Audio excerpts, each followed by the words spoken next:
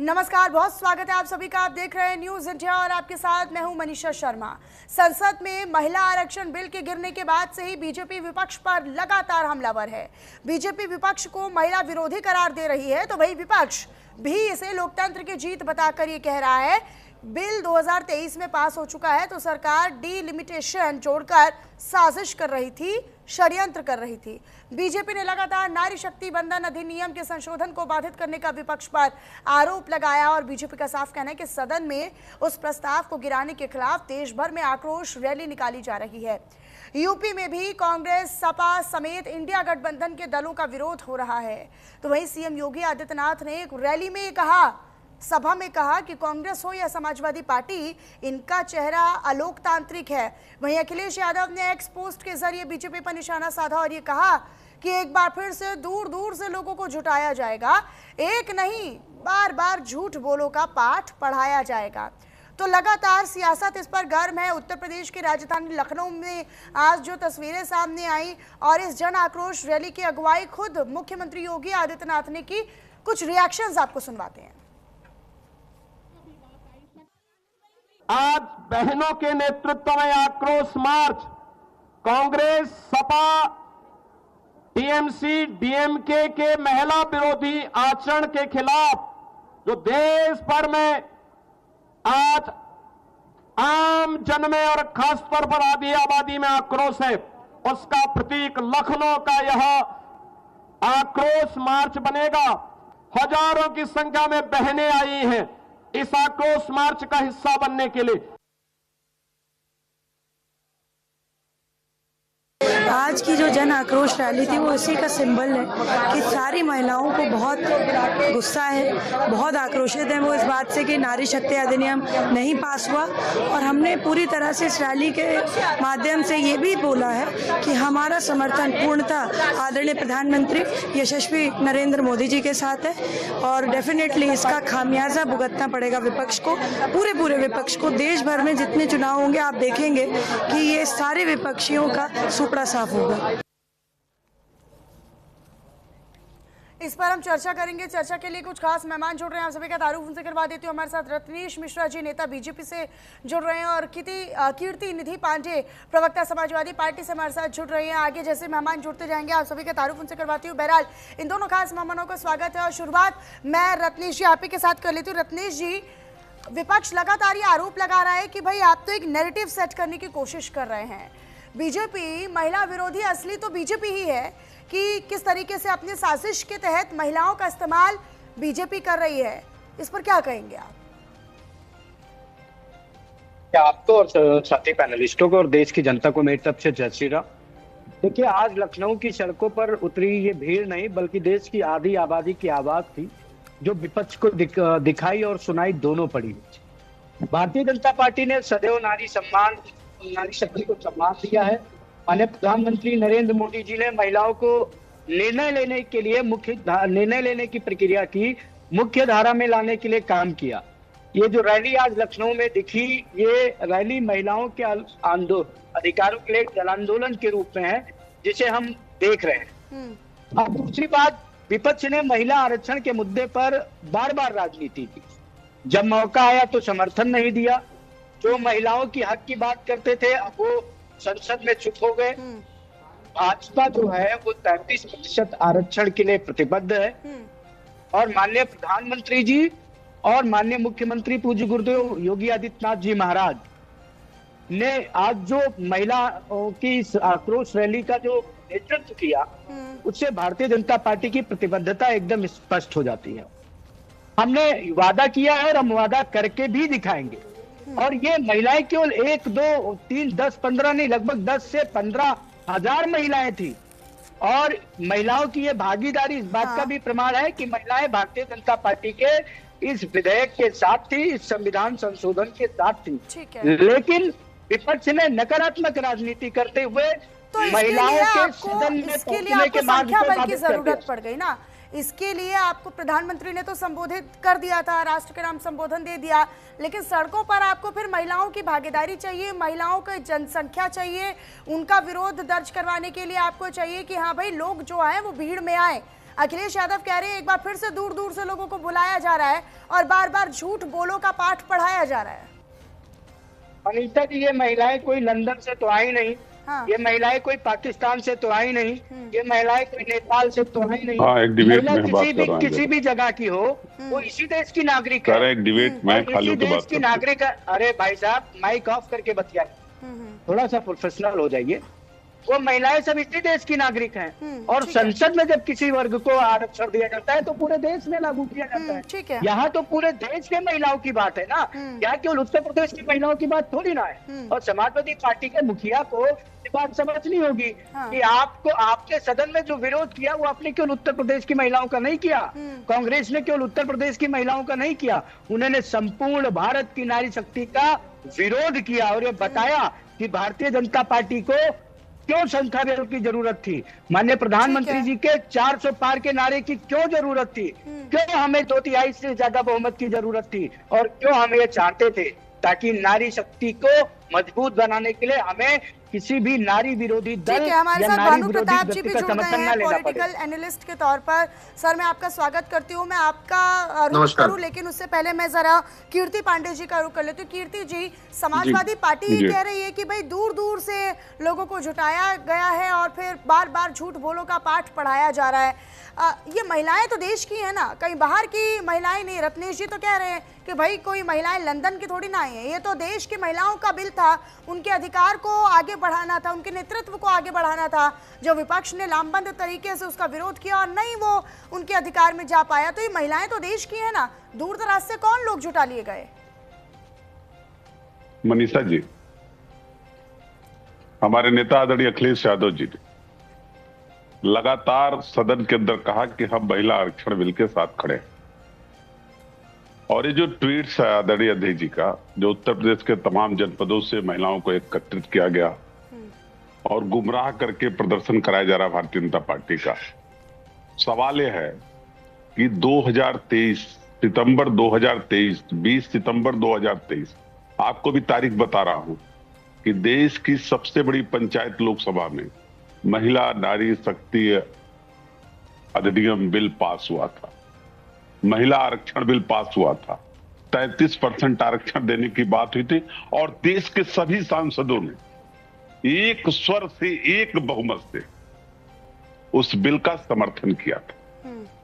लेकिन प्रधानमंत्री जी, भारतीय जनता पार्टी ने उस समय भी एक उसमें टैग लगा दिया कि भविष्य परिसीमन होगा, जनगणना होगी, तब 2029 में आरक्षण दिया जाएगा। अगर प्रधानमंत्री जी की नीयत साफ हो, प्रधानमंत्री जी की नीति साफ हो, मैं कह रहा हूं 543 सीटों पर आरक्षण क्यों नहीं दे देते? जब 2011 की जनगणना पर ही देना है तो 543 सीट जो देश की पंचायत में है उसमें 33% आरक्षण क्यों नहीं दे देते महिलाओं? केवल नारी शक्ति को गुमराह कर रहे हैं माननीय प्रधानमंत्री जी और भारतीय जनता पार्टी के लोग। ये एकदम सेट एजेंडे के तहत पार्लियामेंट में रखना कर रहा है विपक्ष। तो पांडे साहब ये भी मांग कर रहा है कि उसमें मुस्लिम महिलाओं को भी जोड़िए। अरे भाई, उनके लिए तो पहले से रिजर्वेशन है ना। मनीषा जी, रिजर्वेशन के अंदर रिजर्वेशन की मांग अगर विपक्ष करेगा फिर हाँ। अरे आरक्षण में आरक्षण नहीं है, आरक्षण के अंदर पिछड़ों का आरक्षण है, दलितों का आरक्षण है। मैं तो ये कह रहा हूं कि अगर समाज को आगे बढ़ाना है, आधी आबादी को सभी समाज के लोगों का प्रतिनिधित्व देना है, तो आदिवासी महिलाओं को, दलित महिलाओं को, पिछड़ी जाति की महिलाओं को, अल्पसंख्यक महिलाओं को भी उसमें हिस्सा दीजिए ना। देने में क्यों भाग रहे हैं? हम कोई अपने लिए तो हिस्सा नहीं, हम तो आधी आबादी के लिए हिस्सा मांग रहे हैं। आप सोचिए, वो गरीब घर की महिलाएं कैसे देश की सबसे बड़ी पंचायत में जाएंगी? जब सामंतवादी और ताकतवादी पूंजीवादी लोग एक तरफ लड़ेंगे तो गरीब की बेटी देश की पंचायत में कैसे बैठेगी? हम तो उसका इंतजाम करना चाहते हैं कि गरीब की बेटी भी देश की सबसे बड़ी पंचायत में बैठे। ये भारतीय जनता पार्टी केवल पूंजीपतियों के लिए कानून लाना चाहती है। समाजवादी पार्टी में विधानसभा में कितने सदस्य हैं, उनमें कितने गरीब की बेटियां विधायक हैं सर? कितनी गरीब की बेटियां विधायक हैं? देखिए, सभी जाति, अरे बोलते हुए तो तब अच्छा लगेंगे ना सर, बोलते हुए तो तब अच्छे लगेंगे जब आपकी तरफ से वो पहल हो रही है। सुन तो लीजिए। सभी जाति धर्म के लोग देश के सबसे बड़ी पंचायतें भी समाजवादी पार्टी से गए और विधानसभा में भी गए। आप क्या चाहती है? पिछड़ी जात की महिलाओं को आरक्षण न मिले? बिल्कुल मिले सर, दलित सब जात मिले की ना। महिलाओं को आरक्षण न मिले? नहीं सब मिले, मुस्लिम लेकिन महिलाओं को नैरेटिव ना आरक्षण- बनाया जाए। मुझे 20 सेकंड का टाइम दे दीजिएगा। नैरेटिव ना बनाया जाए। क्यों नहीं मिलना आरक्षण चाहिए? के खिलाफ तो मैं कोई तो नहीं है ना क्यों नहीं सर, मिलना आरक्षण चाहिए? के खिलाफ तो आप भी नहीं मनीषा जी, है, आरक्षण के मनीषा खिलाफ जी, हम भी नहीं है, कोई मनीषा जी, मुझे नैरेटिव के खिलाफ। मुझे 20 सेकंड का मैं समय दे रत्नेश जी दीजिए। आ रही हूँ आपके पास, मैं आऊंगी, मैं भानु भारतीय प्रताप जी का जनता रुख कर पार्टी लेती हूँ। भानु प्रताप जी, क्या महिलाओं जी। को साधने की कोशिश, क्या महिला एक जरिया है 2027 की पिच तैयार करने का? नहीं मनीषा जी, महिलाएं जरिया नहीं है। पहले तो मैं जो सपा के प्रवक्ता बात कह रहे थे, मैं उनकी एक बात क्लेरिफाई कर देता हूं कि हमारा संविधान धर्म के आधार पर कभी भी आरक्षण नहीं देता। वो हमारे संविधान में नहीं लिखा। तो आप धर्म के आधार पर आरक्षण दे ही नहीं सकते। ये जो बार बार अल्पसंख्यक ये सब बातें कह रहे हैं, आप धर्म के आधार पर किसी भी कहीं भी मेरे को दिखा दे कि हमारे संविधान के अंदर जब से 1950 से लागू हुआ है कि उसमें कहीं ये प्रावधान हो। और दूसरी बात, अभी आपने एक बड़ा अच्छा पॉइंट रखा, जब आपने समाजवादी पार्टी के प्रवक्ता से पूछा इनको किसने रोका है, ये हर सीट पे लड़ा है ना अल्पसंख्यक महिलाओं को। हाँ। हर सीट पे लड़ा है मुस्लिम महिलाओं को। आप भाई आप आधी आरक्षण आधी सीटें छोड़िए, आप पूरे देश में चुनाव लड़िए, हर सीट पे चुनाव लड़िए, उत्तर प्रदेश की 80 सीटों पे चुनाव लड़िए, और आपको किसने रोका है? और ये कहने लगे सामंतवादी और ये सब चीजें। सामंतवादी, ये कोई इस बिल में जो बिल आया था नारी शक्ति का, इसमें कहीं ये लिखा हुआ था कि किसी महिला की आय के आधार पर उसको टिकट दी जाएगी, या कोई महिला इतना पैसा कमाती होगी तभी उसको टिकट मिलेगा? तो यहाँ सामंतवादी पैसा होने वाला, ये एक बड़ा ही ऐतिहासिक बिल था। बड़ी दुर्भाग्य की बात है, और ये बार बार उस चीज को डिरेल करा। और अभी खुद ही इस बात को कह रहे थे 2023 में जब आपने सेम बिल, सेम मसौदा विधानसभा और लोकसभा के अंदर, माफ कीजिएगा, पास किया, तो अब उस बिल में क्या काटा गया? पार्टी जी मेरी बात सुनिए, देखिए मैंने आपकी बात से दखल, आप बात सुनिए, आप गुमराह नहीं करें, आप पूरी बात सुनिए, गुमराह नहीं करें, गुमराह आप लोग कर रहे हैं, गुमराह आप लोग कर रहे हैं, आप लोग गुमराह कर रहे हैं। आपको सारी चीज, जब एक बात बताइए 2023 में, अरे मेरी बात सुनिए भाई साहब, 2023 में महिला आरक्षण बिल क्या आगे परिसीमन, ये 2023 में भी था, 2023 में भी था, 2023 में भी था परिसीमन। बात तो सुनिए, बिना पढ़े लिखे मत आया करो, बिना पढ़े लिखे मत आया करो भाई साहब, पूरी बात तय करो। हाँ, बात सुनिए पूरी, बात सुनिए पूरी। जब वहां पर उस समय भी ये था, 2023 के मसौदे में भी था, परिसीमन के बाद ही महिला आरक्षण लागू हुआ। सन 71 से फ्रीज है, आपको पता है? सीटें सन 71 से फ्रीज है देश के अंदर। आप कांग्रेस की सरकार जिसके आप सहयोगी बने, फिर तो इस राहुल गांधी के साथ फिर तो राहुल गांधी की दादी ने, इंदिरा गांधी ने फ्रीज करी थी सीटें। 1971 से इस देश में सीटें फ्रीज है कि नहीं? 1971 से आरक्षण फ्रीज है कि नहीं? 1971, आप बताइए इस बात को। परिसीमन कैसे हो जाएगा? परिसीमन के बाद ही सीटें लागू हो सकती हैं प्रभु। परिसीमन जब से फ्रीज है 1971 से। पहले जनगणना हो रही है, अरे भाई साहब जनगणना हो रही है। गृह मंत्री अमित शाह जी ने हाउस में बोला है, अमित शाह जी ने हाउस में बोला है। आप इसलिए तो कहता हूँ सपा के प्रवक्ताओं को पता तो होता नहीं है करवा लीजिए, किसका आप इस बिल को लेकर आइए, भाई साहब लागू है, चालू हो चुका है जनगणना का काम। हमें इस बिल से कोई आपत्ति नहीं, आप सेंसस करवा लीजिए, नए सेंसस के आधार पर हम समर्थन कर देंगे सब। वहाँ आप एक बात मनीषा जी, हाँ, मनीषा जी मुझे 20 सेकंड का टाइम दे दीजिए। मनीषा जी 10 सेकंड दीजिए, 10 सेकंड। रत्नेश जी, भानु प्रताप जी, विपक्ष ये कह रहा है कि आप नया सेंसस करवा लीजिए ना, नई गणना करवा लीजिए। हाँ। नहीं, मैं अब वही चीज मैंने कहा, अब ये सपा के प्रवक्ता चीजों को सुन के आते नहीं, भ्रामक प्रचार कर रहे हैं। हाँ। आप देखिए फ्लोर पे, हाउस में, सदन के अंदर गृह मंत्री अमित शाह जी ने इस बात को कहा है कि उसमें जनगणना का काम जारी है, और उसके बाद जाति जनगणना, और इन्हीं के पार्टी मुखिया अखिलेश यादव जी के सवाल का वो जवाब दे रहे थे पार्लियामेंट के अंदर कि जनगणना भी चालू है, उसके बाद हम जाति जनगणना कराएंगे, उसके बाद हम परिसीमन कराएंगे। किसने कहा कि पहले परिसीमन हो रहा है? आप पूछिए, मैं आपको क्लिप निकाल के देता हूं उसकी वीडियो की, उन्होंने बोला है। और अखिलेश यादव जी के जवाब पे अमित शाह जी ने बात बोली है। अमित शाह जी ने उन्हीं के जवाब को दे रहे थे, उन्हीं ने सवाल किया था, तभी उन्होंने बोला था कि जनगणना भी चालू है, जाति धर्म। आपके मुखिया के सवाल का जवाब दे रहे थे अमित शाह जी। 2 करोड़ नौजवानों को रोजगार की भी बात कही गई थी। अब रोजगार पे आ गया, महिला दिन की बात कर रहे हैं, आप रोजगार पे आ गए। अरे आपके पार्टी के मुखिया का जवाब दे रहे थे। आप लोगों की ये दिक्कत होती है ना कीर्ति पांडे जी, कि आप लोगों के पास अब कुछ तर्क नहीं बचता तो आप रोजगार पर चले जाते हैं, आप जो वर्तमान की स्थिति उस पर नहीं, मुद्दा नहीं भटकाइए। आपने इस बिल को डिरेल करा जानबूझ रत्नेश के। जी, अब मुझे थोड़ा सा समय रत्नेश जी, हाँ ठीक है, रत्नेश जी। हाँ, मनीषा जी, देखिए कीर्ति निधि जी, एक तो आप ब्राह्मण हैं, दूसरा मुझसे उम्र में बड़े हैं, तो मैं बड़े सम्मान तरीके से आपसे निवेदन कर रहा हूं कि मेरे बोलते वक्त बीच में मत बोलिएगा। जब एंकर आपको मौका दें तो आप मेरी बातों का खंडन कर दीजिएगा तथ्यों के साथ। ये मेरा आपसे निवेदन है। अब ब्राह्मण सदैव एक अच्छा श्रोता होता है और ब्राह्मणों की गरिमा श्रोता के रूप में बड़ी अच्छी होती है, वक्ता से ज्यादा वो श्रोता होता है। तो आप ब्राह्मणत्व को कृपया बचाने का प्रयास करिएगा, उसको राजनीति की पीठ पर चढ़ा दीजिएगा मेरे बोलते से। अब हमारे जो आदरणीय सपा के प्रवक्ता हैं, उन्होंने महिलाओं की बात की नहीं। मनीषा जी, जब ये महिलाओं की बात कर रहे थे तो मैं समाजवादी पार्टी की जो राष्ट्रीय कार्यकारिणी है, जो कोर कमेटी है, उसमें कुल 64 सदस्य हैं और उसमें मैं महिलाओं को ढूंढ रहा था तो मुझे 2 महिलाएं मिली, केवल एक जया बच्चन, एक लीलावती कुशवाहा।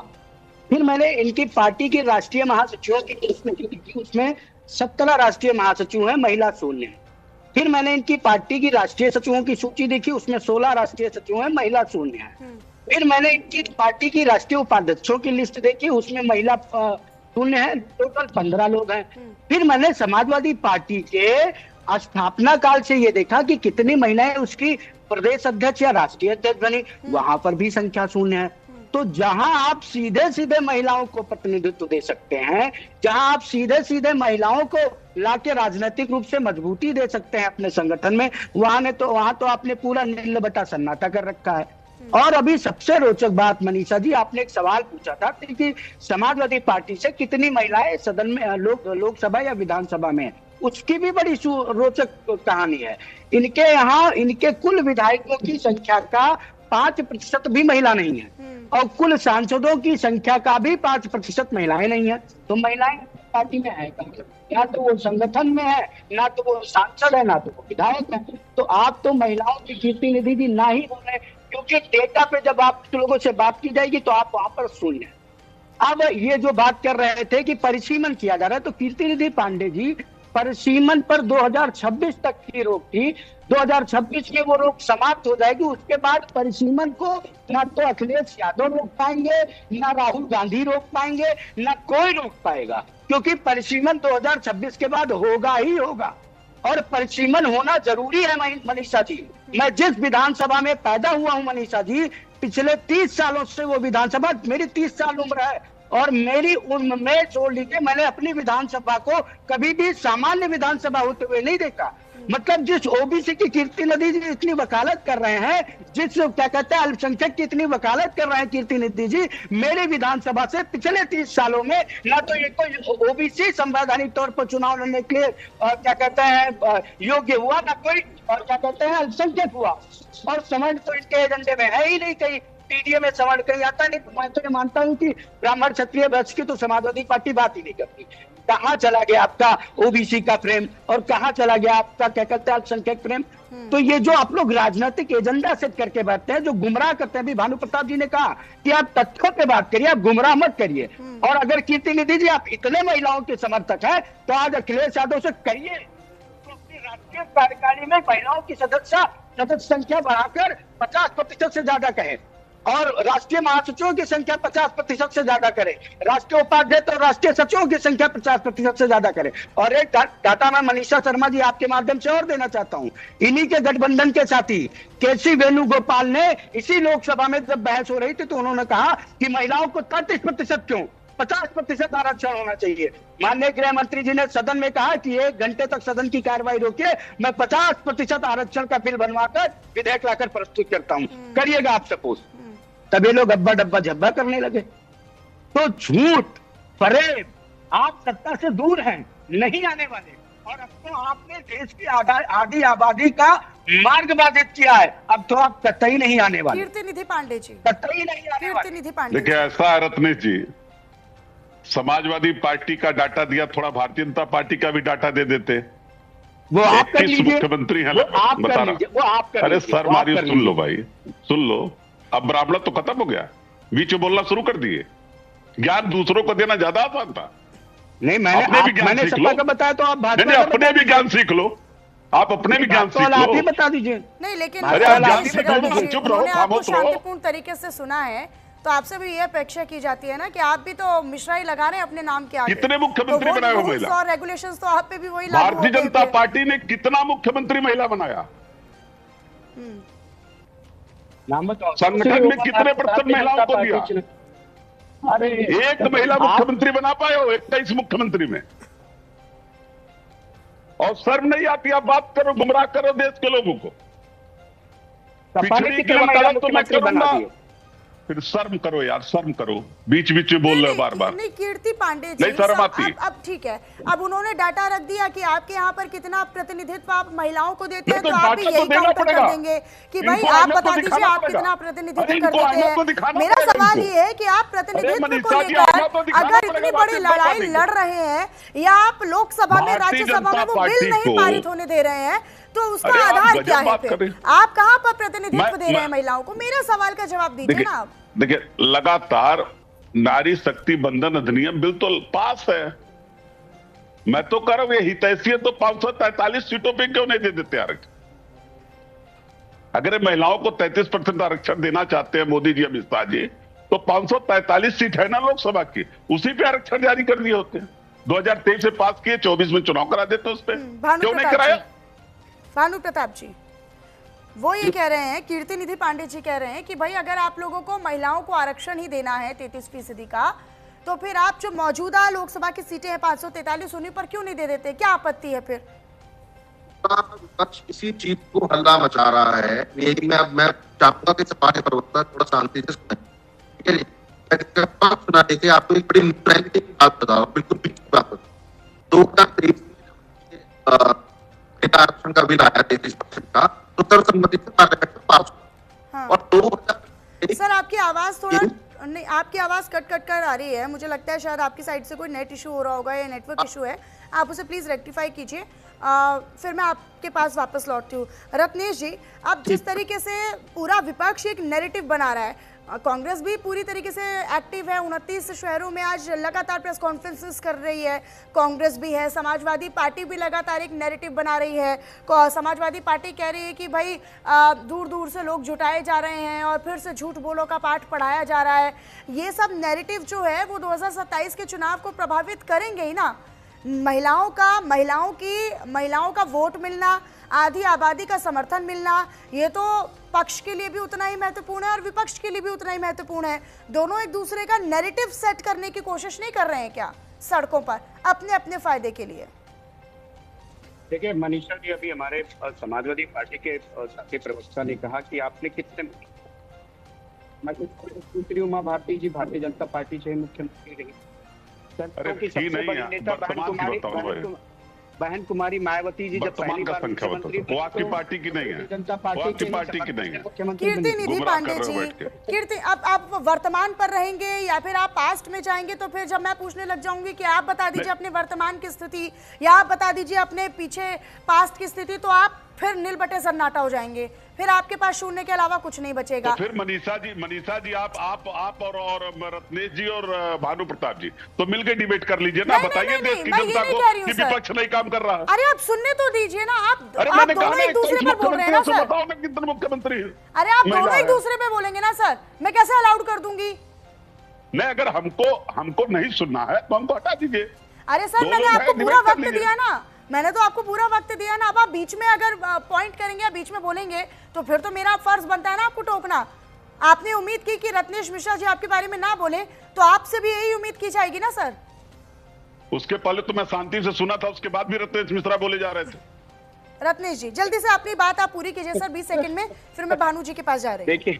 देखिए मनीषा जी, समाजवादी पार्टी के प्रतिनिधि की बौखलाहट बता रही है कि समाजवादी पार्टी 2027 में नहीं आ रही, क्योंकि बड़ी शांति से सुन लेते और अच्छे से सुन लेते तो शायद डेटा और क्लियर हो जाता। इन्होंने भारतीय जनता पार्टी के मुख्यमंत्रियों की बात की, तो वर्तमान में रेखा गुप्ता जी हमारी मुख्यमंत्री हैं, सुश्री उमा भारती जी को हमने मुख्यमंत्री बनाया, बहन कुमारी मायावती जी जब पहली बार मुख्यमंत्री बनी तो हमारे समर्थन से मुख्यमंत्री बनी उत्तर प्रदेश की।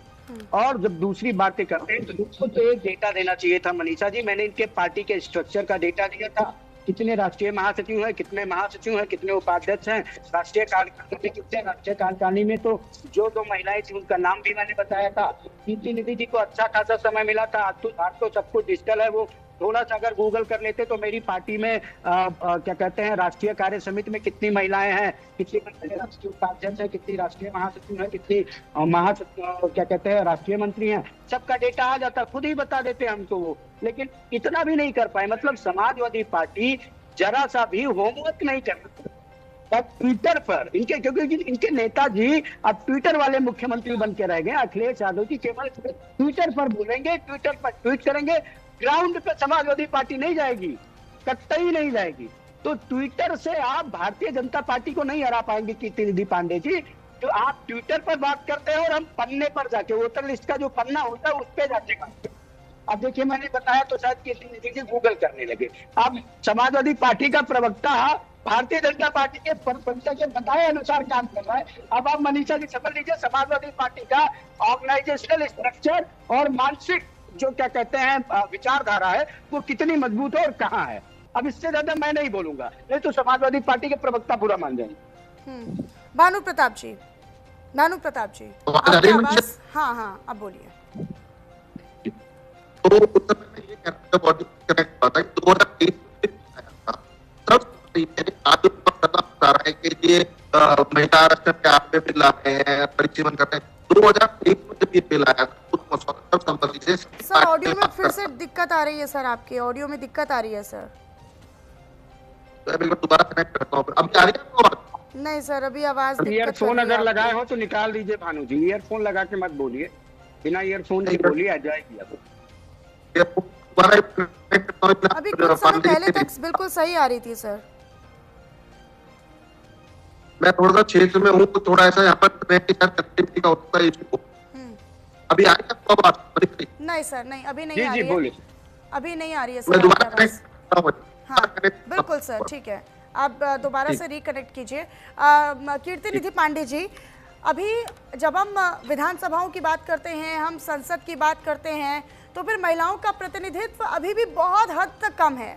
अगर इसमें बढ़ोतरी होती है और अगर इसमें महिलाओं के अधिकार को बढ़ा दिया जाता है, क्योंकि महिलाएं बढ़ेंगी संसद में या विधानसभा में, तो महिलाओं का प्रतिनिधित्व होगा, महिलाओं के मुद्दे और ठोस तरीके से उठा लिए जाएंगे।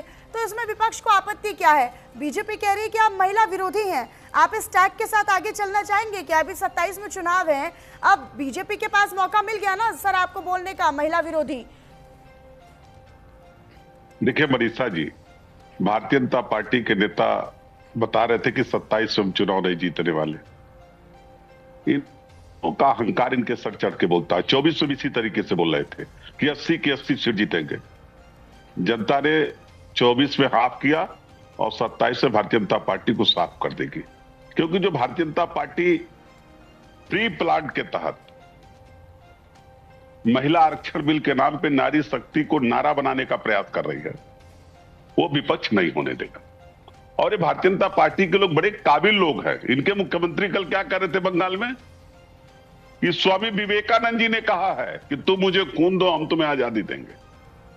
और अपने को काबिल बता रहे हैं, अपने को जानकार बता रहे हैं, अपने को बहुत होशियार बता रहे हैं कि इनसे ज्यादा काबिल, इनसे ज्यादा होशियार कोई नहीं। इनके मुख्यमंत्री को नारा ही नहीं पता किसने कहा।